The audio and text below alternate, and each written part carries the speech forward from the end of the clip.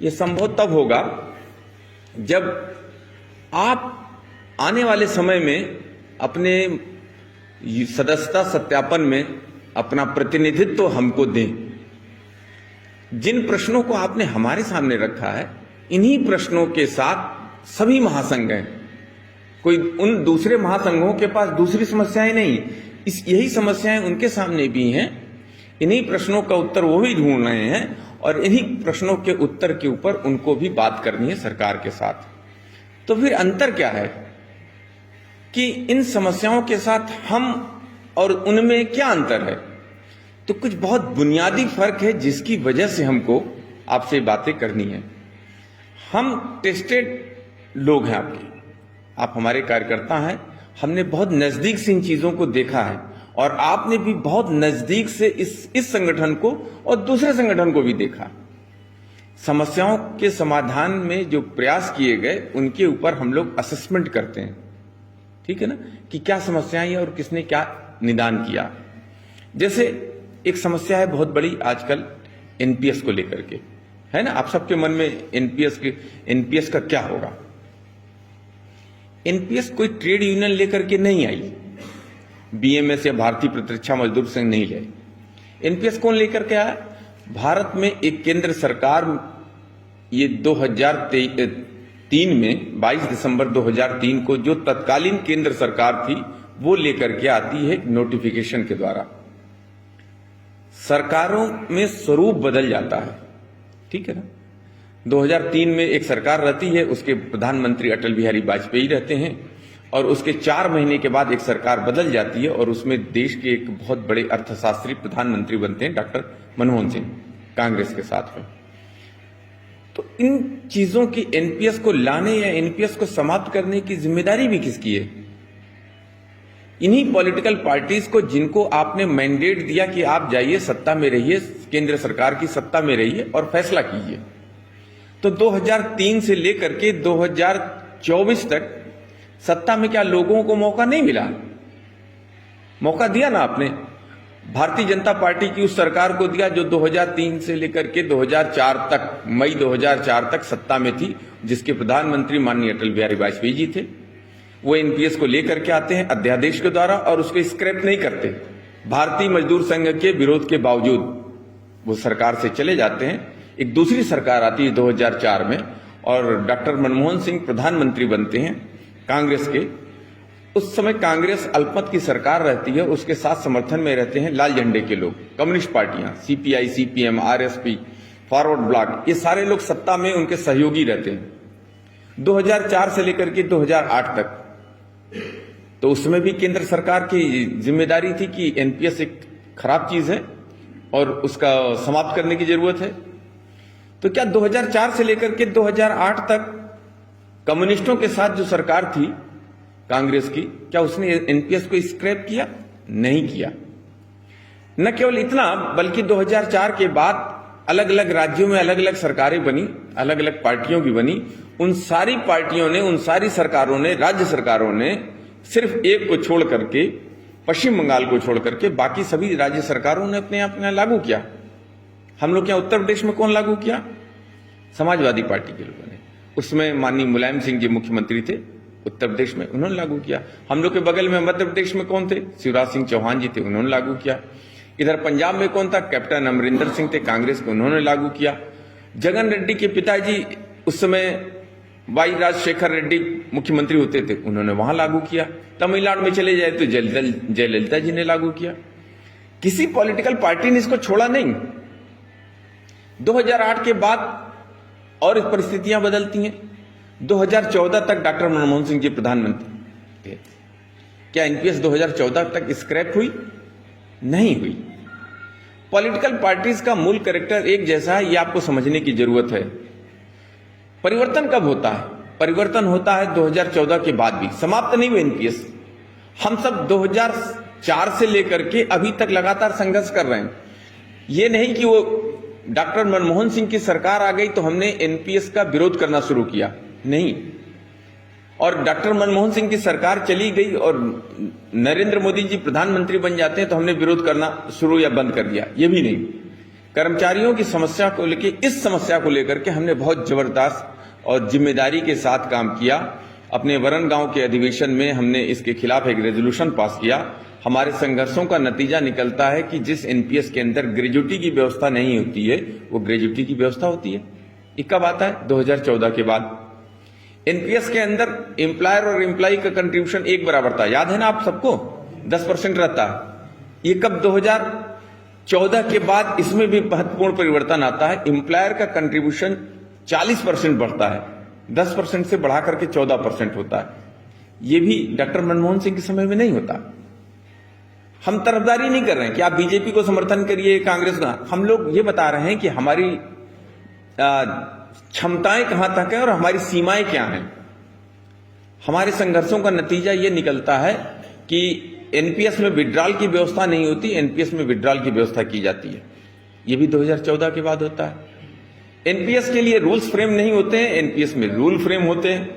NPS में वैकल्पिक व्यवस्था नहीं होती है कि अगर फैमिली की एम्प्लॉय की डेथ हो जाए तो उसकी फैमिली को CCS pension rules, old pension scheme में पेंशन मिलेगी या एनपीएस में मिलेगी, यह ऑप्शन की व्यवस्था होती है। वो ये बताता है कि भारतीय मजदूर संघ जिन कामों को लेकर के चलता है उनके ऊपर रिजल्ट निकाल के देता है।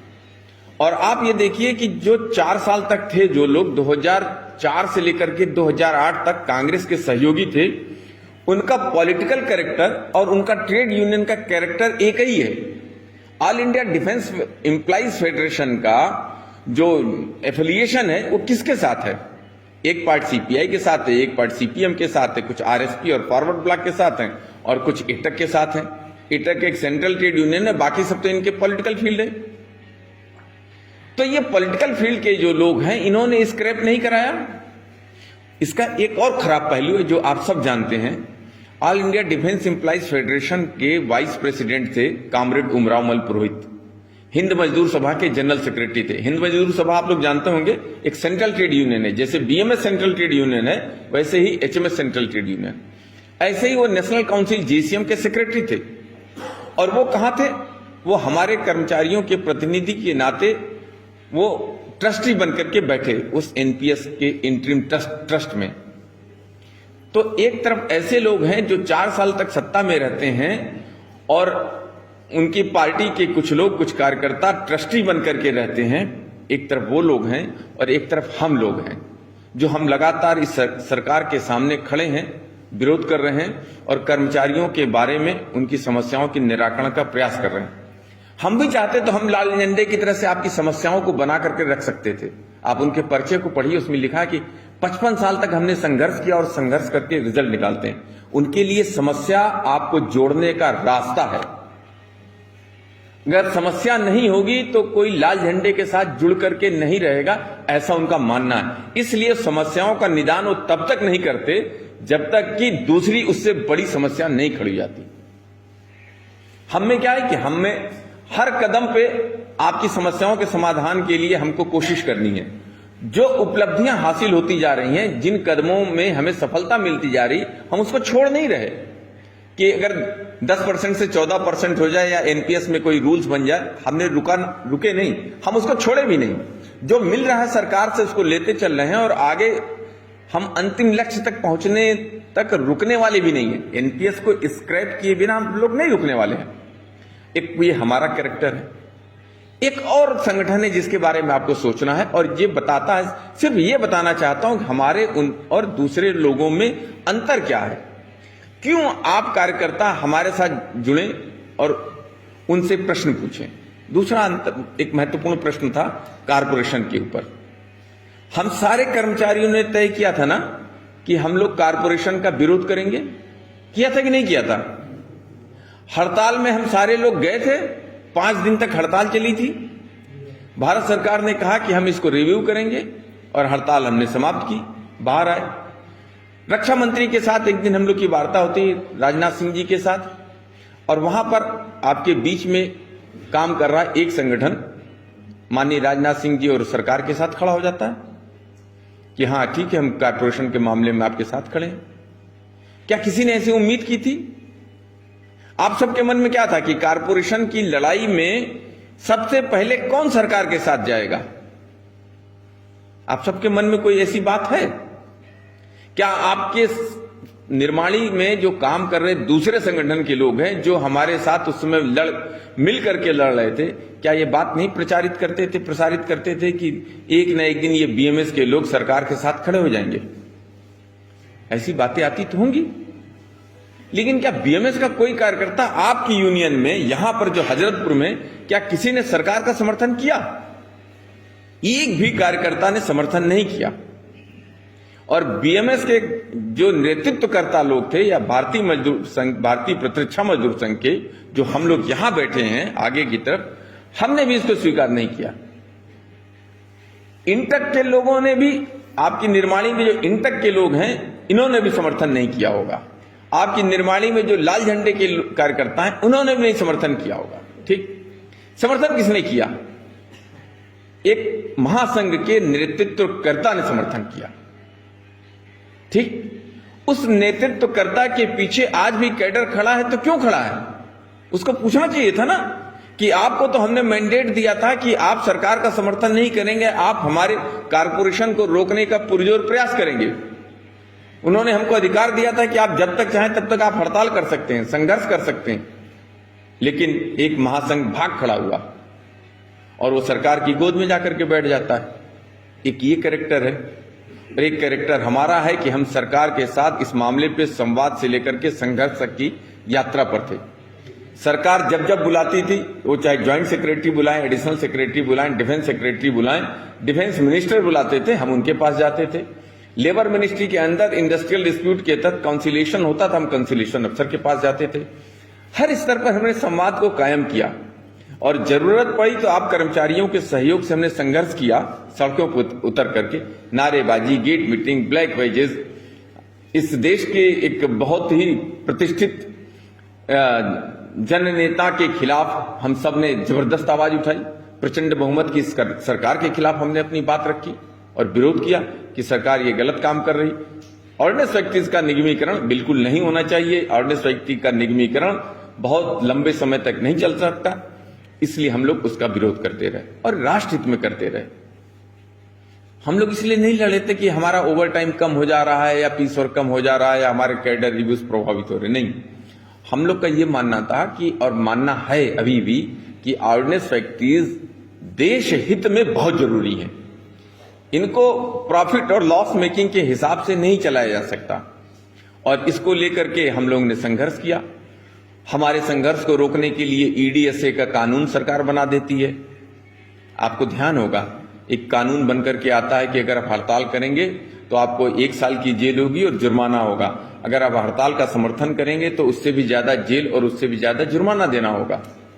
ईडीएसए कानून आता है, इस कानून के खिलाफ हम सुप्रीम कोर्ट में जाते हैं। सुप्रीम कोर्ट के तरफ से आदेशित होता है कि नहीं, पहले आप हाई कोर्ट जाइए। फिर हम हाई कोर्ट जाते हैं, हाई कोर्ट ये कहता है कि नहीं, आपका केस इन्फ्रक्चुअस हो गया क्योंकि ये ईडीएसए कानून 1 साल का हो गया और सरकार ने इसको आगे नहीं बढ़ाया। वहां से हम वापस आते हैं, एक दूसरा मामला लेकर के हम लोग हाई कोर्ट में जाते हैं, दिल्ली हाई कोर्ट में। जो प्रश्न आप पूछ रहे थे कि वो था कारपोरेशन के अगेंस्ट में। 3 अगस्त 2023 को उसका जजमेंट आया, दिल्ली हाई कोर्ट ने निर्णय किया। वो 38 पैराग्राफ्स में है। जो लास्ट कंक्लूडिंग पैराग्राफ है 38, पैरा नंबर 38, जिसमें लिखा, इन सब मामलों पे विचार करने के बाद हाई कोर्ट इस निष्कर्ष पे पहुंचा कि सरकार को नीतिगत फैसले लेने का अधिकार है, लेकिन सरकार ने अपनी तरफ से जो यह कहा है कि कर्मचारियों की सेवा शर्तों में कोई परिवर्तन नहीं होगा और जब तक वो चाहेंगे सरकारी कर्मचारी रहेंगे, तो इसमें फिर और कुछ करने की आवश्यकता नहीं है। इस तरह से इस कोर्ट का जजमेंट हुआ इस केस में। दूसरी तरफ एक महासंघ है, वो कहता है कि हम चेन्नई की हाई कोर्ट में गए और चेन्नई की हाई कोर्ट में जो उनका काउंटर एफिडेविट है गवर्नमेंट का, उसके बारे में बात करते हैं कि गवर्नमेंट ने कहा, कोर्ट ने क्या कहा, कोर्ट के जजमेंट में क्या आया ये नहीं है। हमारे कोर्ट के जजमेंट में पैरा नंबर 38 में लिखा है कि सेवा शर्तों में परिवर्तन नहीं होगा। वो गवर्नमेंट की तरफ से जो रिजॉइंडर्स दाखिल हुए उसकी बात करते हैं। और उनके कोर्ट केस को हमने जब निकाल करके देखा तो इंटरनेट पे आज आप भी चेक कर लीजिए, उसमें अगली डेट पड़ी हुई है कि नवंबर 2021 में अगली सुनवाई होनी है। क्या ये नवंबर 2021 अभी बीता नहीं क्या? आपको प्रश्न पूछने की जरूरत है कि आपके कोर्ट केस में नवंबर 2021 की वेबसाइट पे आ रहा है। ये हमारे कहने से नहीं चलना है, आपको खुद देखना है कि क्या चीजें हो रही हैं। ये सब बताती हैं कि अपने कार्यकर्ताओं के साथ आप कितनी पारदर्शिता के साथ काम कर रहे हैं। आप अपने कार्यकर्ताओं को गुमराह करते हैं या सही बात बताते हैं। हम अपने कार्यकर्ताओं के साथ, या हमारे जो पूर्वज लोग हैं उन्होंने कहा कि आप अपने कार्यकर्ताओं को धोखा नहीं देना, उनसे विश्वासघात नहीं करना, उनको डार्क में नहीं रखना। लड़ाई में हार और जीत जो भी होगी वो पूरी ईमानदारी के साथ होगी, पूरी पारदर्शिता के साथ होनी चाहिए। आपके हर एक कार्यकर्ता को सही बात पता होनी चाहिए। इस विश्वसनीयता को बनाए रखने के लिए हम ये सब बातें आपको कह रहे हैं। बहुत सारी समस्याएं हैं जिनके ऊपर हम लोग को चर्चा करनी है। माननीय साधु सिंह जी हैं यहाँ पे और योगेंद्र सिंह चौहान जी हैं, अभी गेट मीटिंग भी होनी है, उनके ऊपर हम लोग चर्चा करेंगे। लेकिन बुनियादी चीजें हैं जिनके ऊपर हम लोग को ध्यान देना, हम सबको एक एक कदम आगे बढ़ना। और हम ये क्यों चाहते हैं कि आप सब हमारे साथ मिलकर के चलें। एक ऐसा कैडर जो अपने इतने बड़े नेता के गलती के बावजूद वो उनके साथ खड़ा है। एक आदमी हमारे पूरे भविष्य को दांव पे लगा दिया, सरकार के निगमीकरण के प्रस्ताव को सहमति दे करके, उसको स्वीकार करके, और उसका कैडर वहां पे खड़ा है। एक ऑर्गेनाइजेशन ऐसा है जिसकी क्षमता थी एनपीएस को स्क्रैप करने के लिए, जो मजदूरों के द्वारा ही जिनका अस्तित्व था, जो ये कहते थे कि पूरी दुनिया के मजदूरों को हम एक कर रहे हैं, उनको एक मौका मिला 2004 से लेकर के 2008 तक, और उन्होंने एनपीएस को स्क्रैप नहीं किया। और उनका एक बड़ा पदाधिकारी, सर्वश्रेष्ठ पदाधिकारी उस एनपीएस का ट्रस्टी बन जाता है, और उसके बाद भी वो हमारे बीच में आकर के चुनाव लड़ते हैं, जीतते हैं। ऐसे कार्यकर्ताओं को किसकी जरूरत है? ऐसे कार्यकर्ताओं को बीएमएस की जरूरत है। हम बीएमएस के लोग हैं, हमको ऐसे कार्यकर्ताओं की आवश्यकता है जो इतना जबरदस्त समर्थन करें, जो अपने नेतृत्व से पूछ नहीं सकते हैं कि तुम्हारे इतने गलत काम करने के बावजूद तुम कैसे मैदान में, कैसे लोगों का चेहरा दिखा रहे हो, तुम्हारी वजह से हमारे चेहरे नीचे झुके हुए। और ये सिर्फ किसी पार्टी की बात नहीं है। मेरा मानना यह है कि जब ट्रेड यूनियन में कोई ऐसा गलत काम करता है तो समूचे ट्रेड यूनियन जगत का नाम नीचे गिरता है। वो कोई भी आदमी हो, किसी भी पार्टी का आदमी हो, लोग सम्मान के साथ ट्रेड यूनियंस को नहीं देखते। उनके मन में लगता है कि कल इन्होंने गद्दारी की है, उन्होंने गद्दारी की है, तो तीसरा आदमी भी गद्दारी कर सकता है। ये समूचे जगत के लिए, ट्रेड यूनियन जगत के लिए एक प्रश्न खड़ा करता है। और तब जरूरत पड़ती है आप सबके समर्थन की, कि आप समर्थन दीजिए, इसलिए कि आप एक ऐसे संगठन के ऊपर भरोसा कीजिए जो आपकी बात को ईमानदारी से लेकर के जाएगा। उसको चिंता नहीं कि सरकार आएगी कि जाएगी। कितने ट्रेड यूनियन के इतिहास में सरकारें आई और चली गई। भारतीय मजदूर संघ ने ऐसा कभी नहीं किया। हमारे बीपीएमएस के ऊपर कभी ऐसा आरोप नहीं लगा। वो बताते हैं कि हमको 1955 में बने और इंटरग्रेड रेशियो लेकर के 16/10/81 को आते हैं। पहला इंटरग्रेड रेशियो जो आइस का जो 15-20-65 का जो रेशियो था, जिसको अभी हम सब बढ़ाने की बात कर रहे हैं। और हम कब मान्यता में आए? हम 3 फरवरी सन 2000 को मान्यता हमको मिली। और हम इंटरग्रेड रेशियो कब लेकर के आए? हम लेकर के आए 20 मई 2003 को। और उसको कब से लागू किए? उसको रेट्रोस्पेक्टिवली 1196 से हम उसको लागू करा पाते हैं। लोग बोलते हैं कि हम सब कुछ हड़ताल से कराते हैं। तो रेल में तो कभी हड़ताल नहीं होती, लेकिन उनके कर्मचारियों के नाइट ड्यूटी अलाउंस के भुगतान के लिए उनको कोर्ट में नहीं जाना पड़ता। जाना पड़ता है? उनको नहीं जाना पड़ता। उनके इंटरग्रेड रेशियो अपने आप मेंटेन हो जाते हैं और वो हमारे नेशनल काउंसिल के पार्ट हैं। तो कैसे ये लोग काम करते हैं? इनके साथ मिलकर के उनका बड़ा नेता हमारे एक बड़े फेडरेशन का वाइस प्रेसिडेंट रहता है, उसकी नुमाइंदगी करता है। उसके संरक्षण में सारी हड़तालें ऑर्डिनेंस फैक्ट्रीज में होती हैं, चाहे वो 2012 की हड़ताल हो, 2013 की 2 दिन की हड़ताल हो, 2015 की हड़ताल हो। ये सारी हड़तालें ऑर्डिनेंस फैक्ट्रीज में होंगी, बाकी कहीं हड़ताल नहीं होती। तो ये सब सोचने की बात है कि सिर्फ हड़ताली लोग हैं, इनके साथ हम लोग को काम करना है या नहीं करना है। जहां तक आपके जो कुछ प्रश्न थे एलडीसी एग्जाम के मामले में, उसमें भारतीय प्रतीक्षा मजदूर संघ ने लिखा कि एलडीसी एग्जाम के मामले में, जहां पे पिटीशन हुई है जिस फैक्ट्री के मामले में, सिर्फ उस फैक्ट्री को छोड़कर के बाकी सारी फैक्ट्रियों में एलडीसी के रिजल्ट को डिक्लेयर किया जाए और लोगों को प्रमोशन दिया जाए। लोग उससे प्रभावित, गैर ढंग से, विपरीत ढंग से प्रभावित न होने पाए। आपका एक प्रश्न था कि 2024 सितंबर के बाद क्या होगा, ऑप्शन मिलेगा कि नहीं मिलेगा। कुछ बड़े प्रश्न हैं, अभी हम लोग इसको रोक करके चलते हैं, क्योंकि अभी एक साल हुआ नहीं है। जब सही समय आएगा तो सही निष्कर्ष भी निकाले जाएंगे। और हम सबका ये मानना है, भारतीय प्रतिरक्षा मजदूर संघ एक बड़ा प्रयास कर रहा है कि ऑर्डिनेंस फैक्ट्रीज के कारपोरेशन के खिलाफ हम लड़ते रहेंगे कि कारपोरेशन वापस हो, हम पुरानी स्थिति में जाएं। और अगर नहीं जा पाते हैं तो जो भारत के अंदर प्रसार भारती मॉडल है, वो प्रसार भारती मॉडल ये है कि जो कर्मचारी भारत सरकार का कर्मचारी है वो टिल रिटायरमेंट भारत सरकार का कर्मचारी रहे। फिर तो आपकी समस्या का समाधान हो जाएगा ना। फिर तो हमें ऑप्शन जैसी कोई बात नहीं आती है। अगर कोई ऑप्शन जैसी बात आती है तो आप किसके साथ रहना पसंद करेंगे? एक कारपोरेशन के साथ रहना पसंद करेंगे या भारत सरकार के? विकल्प सामने है। जब भी आपको मौका मिले आप बोलिए कि हम भारत सरकार के साथ रहना चाहते हैं। क्यों? क्योंकि हम भारत सरकार के लिए भर्ती हुए थे। अगर हमको किसी कारपोरेशन में काम करना होता तो हम भी चले गए। तो एचएमडी जैसे कारपोरेशन जो बंद हो रहे हैं, हम तो कारपोरेशन में नहीं गए। हम अडानी और अंबानी क्या नहीं गए काम करने के लिए, क्योंकि हमको भारत सरकार के साथ काम करना था। तो आपके पास विकल्प जैसे सरकार के पास कोई विकल्प नहीं होना चाहिए, आपके पास विकल्प, सरकार के पास विकल्प नहीं होना चाहिए कि हम ऑर्डिनेंस फैक्ट्रीज के कर्मचारी हैं। इतना tested, talented workforce, experience workforce आपको कहीं नहीं मिलेगी। अगर ऑर्डिनेंस फैक्ट्रीज को चलाना है, चाहे कारपोरेशन को चलाना है, तो इन कर्मचारियों के साथ ही चलाना पड़ेगा।